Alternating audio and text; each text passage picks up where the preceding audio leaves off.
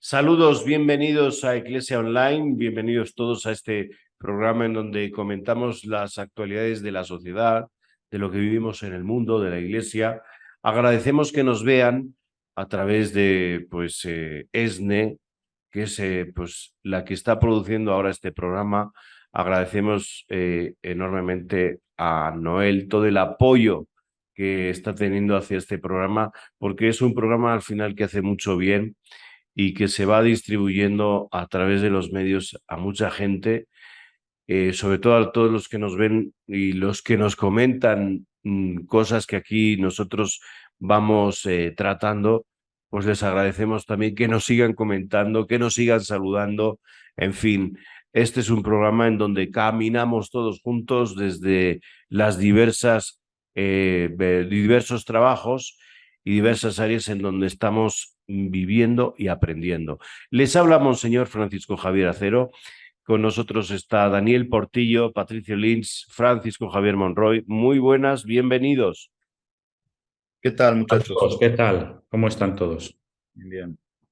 Gracias a Dios, muy bien, con salud. Y aquí estamos proponiendo el comentario a un nuevo documento, un documento actualizado que ha hecho el Papa, que pues es un documento en donde renueva esta situación de prevención y protección sobre abusos de poder, ya no solamente sobre abusos sexuales, sino también sobre abusos de poder. Un documento que se llama Ustedes son la luz del mundo, claro, en latín es Vos estis lux mundi. Este documento salió en diciembre del año 21 y bueno, pues lo que trata es de legislar un poco y actualizar desde estas realidades todo lo que es en torno a los abusos sexuales, que ya no solamente se habla en la Iglesia de abusos sexuales, sino de abusos de poder. Esto es abuso de conciencia y bueno, pues a través de esto pues sabemos que van saliendo casos. Lo que quiere el Papa es la mayor transparencia. Daniel, ¿qué novedades podemos hablar de novedades trae este documento o simplemente son ajustes a las nuevas realidades que estamos viviendo? Yo creo que conviene que la gente sepa que hace 40 años, por ejemplo, el 14 de agosto del 93, con Juan Pablo II, por primera vez se habla públicamente sobre el tema de los abusos dentro de la Iglesia. Esto fue como el inicio de toda una serie de pasos que se han dado a lo largo de estos 40 años, donde además de Juan Pablo II, que comenzó con estos primeros inicios de la prevención, cuando hace este mensaje en la Jornada Mundial de la Juventud en Denver, posteriormente cuando tiene el encuentro con los cardenales americanos, porque todavía el problema era americano. Llega Benedicto XVI después de uno de los papados más largos en la historia de la Iglesia, de Juan Pablo II, y tiene que enfrentar concretamente este tipo de acciones. Podríamos decir que el nuevo milenio comenzó a visualizar la manera, digámosle, más normativa de enfrentar los casos en la Iglesia. Fue el año 2001 cuando comenzaron a establecerse normativas claras, concretas, precisas sobre el tema de la prevención de los abusos. El primer documento se llamó Sacramentorum Satitatis Tutela, que esa es una normativa que empezó en el 2001 para señalar que todos los casos de abuso de menores cometidos en la Iglesia tenían que tener como tribunal lo que se llama Congregación para la Doctrina de la Fe. Esto para toda nuestra gente es señalar que ya existe, que a partir de esta fecha, 2001, existe una norma de que todos los abusos que se cometan tienen que referirse a este, digámoslo, departamento dentro del Vaticano para que acoja este tipo de denuncias, que ya los obispos no tienen por qué solo elaborarlos ellos sin notificar al Vaticano, sino que tendrían que notificar. Después de eso, han venido toda una serie de cambios de normativas, ajustes, de acuerdo también a las adaptaciones que las leyes civiles han llevado a cabo.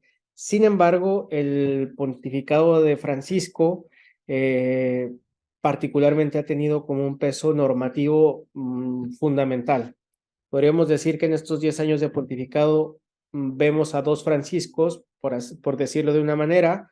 El primero, los primeros 5 años, hasta enero del 2018, donde vemos un Francisco que tiene que darle continuidad a las iniciativas del cardenal Benedicto, del Papa Benedicto, sobre todo en el tema de menores. Comienza a recibir gente abusada dentro del Vaticano, dentro de las primeras acciones de su pontificado, ¿no? Pero había normas que debían ser ejecutadas y que la pregunta era cómo se llevaba a cabo, ¿no? Y es aquí cuando dentro de todo esto, llegado el pontificado de Francisco, las Naciones Unidas mandan un informe a la Santa Sede donde señala algunas cuestiones que obviamente podríamos decir fue una violencia fuerte, una llamada de atención fuerte, mejor dicho, hacia la Santa Sede en la manera de poder implementar o tratar estos temas donde se les señalan, por así decirlo, algunas de las realidades, donde la Santa Sede ha puesto por encima de la institución, por encima de las personas, donde el tema de la secrecía ha sido uno de los elementos que ha fortalecido más el encubrimiento, donde no hay instancias que puedan ser reguladoras de los abusos. Todas estas sugerencias y reclamos que señalan las Naciones Unidas en el 2013-2014, estamos en esa transición, que es particularmente el primer año del pontificado de Francisco, han hecho operativas también todas las acciones normativas que tienen que ver hoy con la Iglesia. Dicho de otra manera, sin este informe no se podría comprender, por ejemplo, algunas acciones que ha tenido el Papa. Entre ellas, suprimir el secreto pontificio con respecto a los temas de abuso, sin intentar cansar a la gente que nos está escuchando, solamente para decir que el camino normativo que la Iglesia ha implementado sobre estos casos nos van haciendo caer en cuenta que necesitamos también implementar o modificar o ajustar algunas de las leyes o de las normas. 2019 se publica la primera versión de este documento que estamos reflexionando hoy. Se llama Ustedes son la luz del mundo, Voces Lux Mundi. Y esta primera versión empieza como experimento a 3 años. Entonces, el experimento ya se había concluido, por así decirlo, ¿no? El periodo de experimento. Dentro de estos 3 años, uno de los puntos fundamentales se encontraba en su artículo 2, que decía: toda diócesis debe implementar en su mismo territorio un sistema receptor de denuncias, receptor de informes, que sea estable y público. Este sistema se debía implementar a la vuelta de 1 año, es decir, para junio del 2020, todas las diócesis debían contar con este sistema estable, receptor de informes, ¿no? Esto nos da una pauta para caer en cuenta por qué razón al día de hoy encontramos diócesis o congregaciones que no han creado todavía este sistema.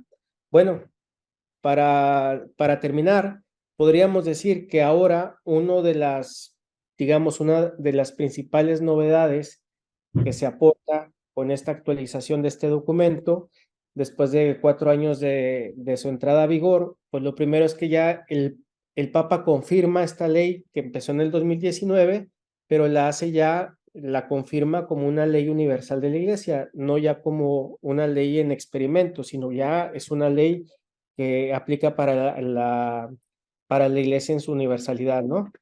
Y por eso, como es una ley tan importante en este momento, se introducen algunos elementos que tienen alguna relevancia, entre ellos, por ejemplo, la relevancia penal del abuso de un adulto vulnerable, ¿no? Son algunas de las cosas que quería mencionar. Adelante. Sí, yo iba a hacer un comentario porque me llama mucho la atención, lo ha comentado Monseñor Javier Acero, el tema del abuso de poder que viene mencionado, ¿no? En esta actualización, en este proceso del que nos estás hablando y aclarando también, ¿no? Daniel, es el tema de nombrar expresamente todo lo que viene abuso como consecuencia de un ejercicio violento de autoridad sobre religiosas por parte de clérigos, de novicios, de la vida religiosa, por parte del ejercicio de la autoridad, ¿no? En la vida religiosa o en la vida clerical, ¿no? Y me parece que ahí se abre un campo muy, muy interesante, ¿no? Que yo creo ya la Iglesia está entrando en él, la reflexión del abuso de poder. Y creo que esto todavía tenemos que entrarle mucho, seguramente hay que reflexionar mucho más. No sé cuándo esto se podrá poner, vamos a decir, jurídicamente, cuándo se considera un abuso de poder y cuándo no, etcétera, pero ¿no pensáis vosotros, al menos los que estáis más metidos en todo esto, Daniel, que esto abre un campo enorme que puede ayudar a renovar muchísimo? Pues no sé, por ejemplo, nosotros los religiosos, cómo vivir el voto de obediencia, qué supone todo eso, ¿no? Yo creo que va a traer una renovación, creo que a medio plazo, muy, muy buena, en mi parecer, ¿no? Para que la autoridad, el ejercicio de este servicio que tienen que ejercer los que están al frente, y sobre todo los que están al frente de los que tienen que estar creciendo, como son novicios, formándose en vida religiosa, seminaristas. El ejercicio de poder sobre estas personas que son adultos, pero son vulnerables porque están en una situación de crecimiento, vamos a decir, ¿no? Viene una nueva comprensión de unos aspectos muy, muy importantes para la vida religiosa, para la vida sacerdotal, ¿no? Sí, gracias. No sé, Daniel, si querías contestar. No, que pensaba que esto que está comentando Javier tiene un impacto también para la renovación de la perfilación del liderazgo dentro de la iglesia, por ejemplo, ¿no? Quienes ejercen puestos de gobierno. Y quería comentar nomás cómo este documento puede tener una réplica para la reflexión de lo que compete en el tema del liderazgo, los superiores que estamos confiando, que les confiamos las comunidades, los obispos que confiamos una diócesis, etcétera. Yo quería celebrar este recorrido histórico que nos hiciste, Daniel, porque creo que nos ayuda a contextualizar, nos da un marco para ver los avances, pero también las lagunas o las resistencias, las reticencias, ¿no es cierto? Recién nos hacías referencia de que todas las diócesis deberían tener este sistema receptor de informes, denuncias, etcétera.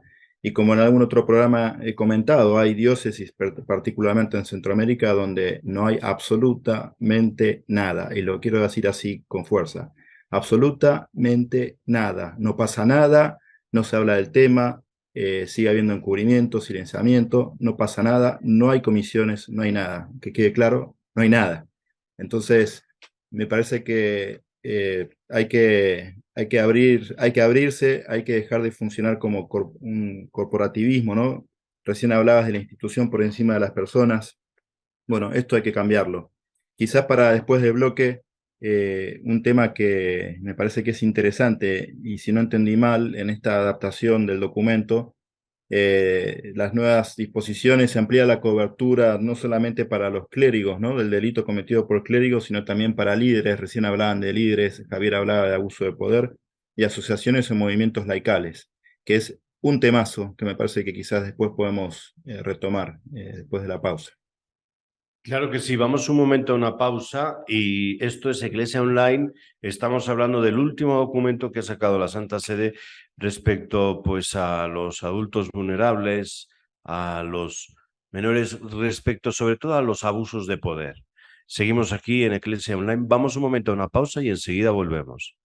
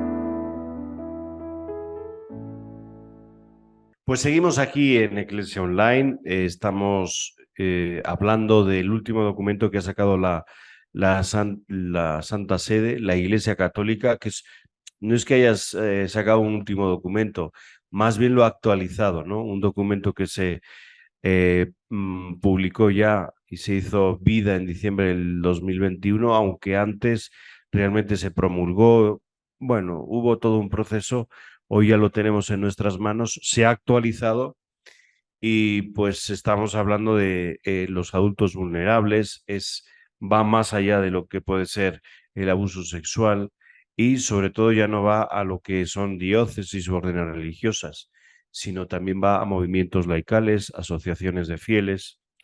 A ver, a mí en todo esto, yo no sé qué opinen, voy a echar ahí algo de polémica, pero polémica limpia, ¿de acuerdo? Sigue habiendo un espíritu de encubrimiento y de corporativismo, me parece a mí, en algunas zonas. Otros están luchando y se están quedando solos. Desde este programa, pues les decimos que no están solos, que ahí les apoyamos, pero sí hay como que sigue ganando, no sé qué percepción tengan, el encubrimiento. Y luego a estos, vamos a decir, superiores o gente que ha estado ha tenido el servicio de coordinar y de responsabilidad en una congregación o en una diócesis, pues como que se enaltecen o les ponen en otras responsabilidades como para confirmar todo lo bien que han hecho su tarea. Y esto es una cosa para mí grave que sí sucede en la Iglesia y que creo que pues también tendremos que corregir, porque esto también es complicidad ante gente que encubre, religiosos, llámese lo que se llame, ante gente que encubre, no podemos callarnos y menos podemos decir que sigan en un puesto de responsabilidad. Algo tiene que haber también entre nosotros para que, pues, si no haya una sanción, sí como un corregir una actitud que no podemos ya aguantar y que la Iglesia ya no puede permitir, no se permite, de hecho. Perdón que vuelva a hablar. Javier, los clavos se sacan para arriba en la iglesia, lastimosamente. En vez de que haya consecuencias, que haya rendición de cuentas, se los pone en otros lugares y a veces en mayor posición de jerarquía. Es tremendo, me cuesta encontrar el adjetivo, ¿no es cierto? Quisiera retomar esto que decía anteriormente en función de los movimientos y asociaciones, porque estas adaptaciones, actualización del documento, los va a obligar a rendir cuentas también a aquellos que lideran estos movimientos laicales. Yo crecí en un movimiento laical, entonces puedo hablar desde adentro de lo que significa a veces la imagen de los fundadores, porque se suele, se suele tener la tendencia a idealizar a aquellos que fundaron movimientos o asociaciones laicales. Y en el movimiento mío, un movimiento en el que crecí, la verdad, el fundador, un hombre de Dios muy bueno, pero sé que en otros movimientos, estadísticamente, se sabe que hay gran cantidad de casos donde estos fundadores han sido acusados de abuso sexual. Un cura amigo de este movimiento, que es teólogo también, Juan Bautista Duau, dio una charla donde él hablaba, porque antes se decía que en la iglesia los movimientos eran una primavera, y él puso la categoría y la imagen donde dice que pareciera que vinimos de esta primavera de la iglesia, los movimientos, a un verano abrasador.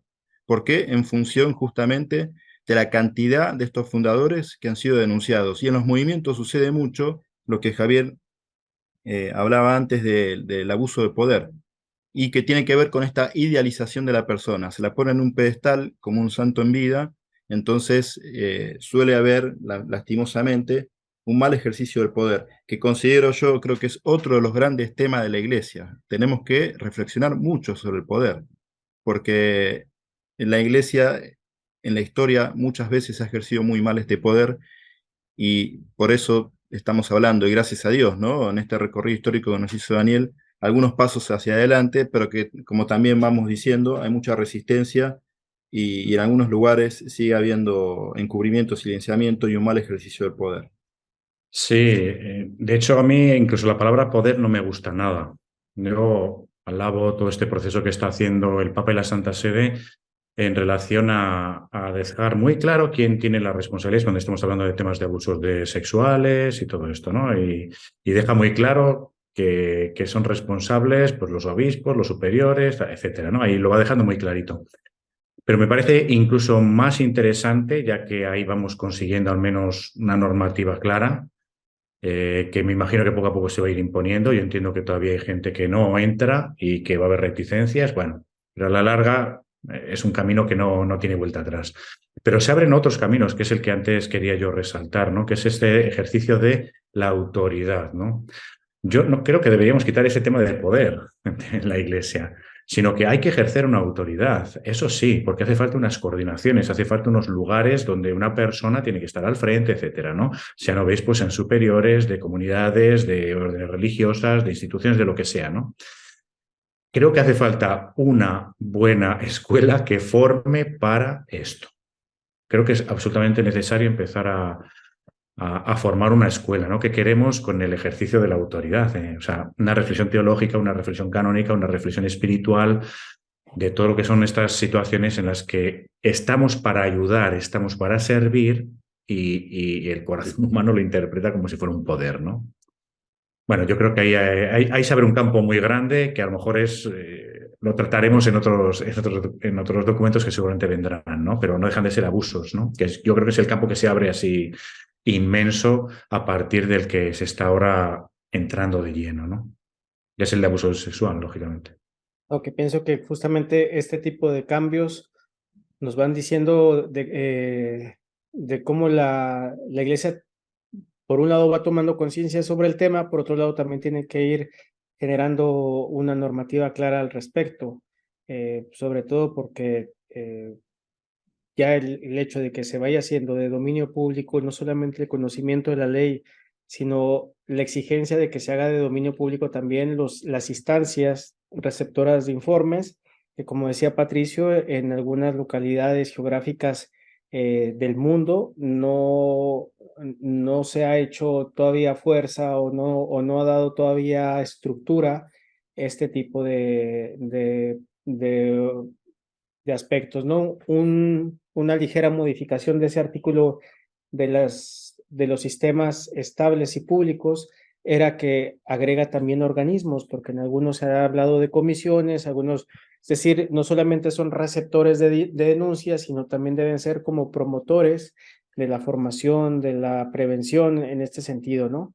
Por eso, en ese sentido, el documento va especificando cómo las diócesis y las eparquías deben dotarse de estos organismos y oficinas de fácil acceso para el público para que puedan ser instancias donde se pueda denunciar fácilmente y donde la gente no esté confundida porque no encuentra la ubicación, la dirección, el teléfono, el correo, donde hacer este tipo de denuncias, ¿no? Es una manera también de llegar a transparentar la gestión que debemos tener para acoger a las personas que han vivido lamentablemente este tipo de abusos. Y por otro tema es el punto de la responsabilidad que el Papa deja sobre, en primer lugar, sobre los obispos del lugar. Es decir, son ellos los primeros que tienen que acoger, tienen que escuchar y tienen que hacerse cargo de esta denuncia que se está llevando a cabo, porque pudiera ser muy fácil querer mandar todo a Roma para que Roma lo remedie, pero en este proceso también llamémoslo desde purificación, es una responsabilidad que le toca también a cada uno de los obispos diocesanos, ¿no? O a cada uno de los ordinarios del lugar. Yo creo que una de las cosas en esto que hay que tener en cuenta es que, en primer lugar, la víctima es el centro de todo esto, ¿no? La víctima y la familia. Y que hay que escucharles, que hay que darles ese tono de acogida y, por supuesto, de cariño, ¿no? Como iglesia ante lo sucedido. A veces no podemos, y a veces esto se hace, acoger desde la frialdad, desde la ley, porque creo que hay mucho por debajo, mucha historia de sufrimiento por debajo, ¿no? E incluso a la hora de organizar la formación sobre este tema, igual hay que poner a la víctima como centro. No nos podemos poner a nosotros, ¿no? Ponernos nosotros mismos como centro. Creo que este es el objetivo y sobre todo llegar a la el abuso intrafamiliar, ¿no? El abuso sexual intrafamiliar, pero a la vez ver que no podemos seguir así desde estas clericalizaciones y estos abusos de poder de conciencia que existen incluso a la hora de investigar y que existen a la hora de dar una solución a una dificultad como esta. Esto sigue existiendo y esto no lo podemos permitir, ¿no? Entonces creo que debe también de haber ciertos ajustes o no sé si una vigilancia, no por fiscalización, sino un cuidado para que las diócesis se apliquen estas líneas guía de las conferencias episcopales y a la vez haya unos programas de formación en prevención, que creo que desde ahí, desde la base, es como va a surgir pues un cambio de iglesia más participativa y sobre todo más transparente. Monseñor Javier, dijiste algo importantísimo, que es el lugar donde las víctimas tienen que estar, que es el centro, y eso tiene una razón teológica. No es porque hay que hacerlo por ley, porque es conveniente, no, es un imperativo evangélico, porque ese fue el lugar que le dio Jesús. Y nosotros confesamos que Jesús es el Hijo de Dios, nosotros confesamos que Jesús es la encarnación de Dios. Entonces, por eso digo que es teológico, porque Dios pone en el centro a las víctimas. Todo el ministerio público de Jesús, eso es lo que ha hecho a lo largo de su recorrido en esta historia, ¿no? Que fue ir a los márgenes, ir a aquellos que estaban sufriendo diversidad de males y justamente lo que vino a traer Jesús es una experiencia de liberación. Y fue una opción preferencial de Jesús por las víctimas. Entonces, no nos queda otro camino si queremos ser fieles al Evangelio que seguir poniendo a las víctimas en el centro. La gente se acercaba a Jesús buscando liberación. Qué bueno sería que aquellos que experimentan diversidad de abusos se acerquen a la iglesia buscando liberación y que se encuentren con liberación y no con procesos de revictimización que muchas veces, lamentablemente, ha sucedido en nuestra iglesia. Entonces, repito, la iglesia tiene que ser instrumento de luz y continuar el ministerio público de Jesús. Así que es un imperativo evangélico y teológico. No, yo simplemente, ya para acabar, una pequeña reflexión. Estamos en camino. Este documento que saca el Papa pues sigue dando pasos. Eso es lo que nos interesa, saber que el Papa los va dando claritos y sin pausa, ¿no? Sin prisa, pero sin pausa. Y para que vayan calando y calando cada vez más. Y cómo nos va abriendo campos nuevos de renovación y de hacer, como dice Patricia, ¿no? Una iglesia realmente evangélica, ¿no? Que vaya como Jesús a la gente que realmente lo necesita. Bueno, pues yo creo que con esto terminamos. Muchísimas gracias. Gracias a todos ustedes por seguirnos. A veces tenemos que tratar temas un poco duros, pero creo que hay que abrir la ventana también a los temas duros, porque creo que es una manera de transparentar lo que hay en la iglesia. Y ustedes nos deben ayudar a que esto pues, se pueda difundir y la gente sepa que en la iglesia también hablamos de estos temas. Muchísimas gracias, Daniel Portillo, Patricio Lynch, Javier Monroy. Gracias. Nos vemos. Pues nos vemos en el siguiente programa. Esto ha sido Iglesia Online. Les habló Monseñor Francisco Javier Acero. Hasta la próxima.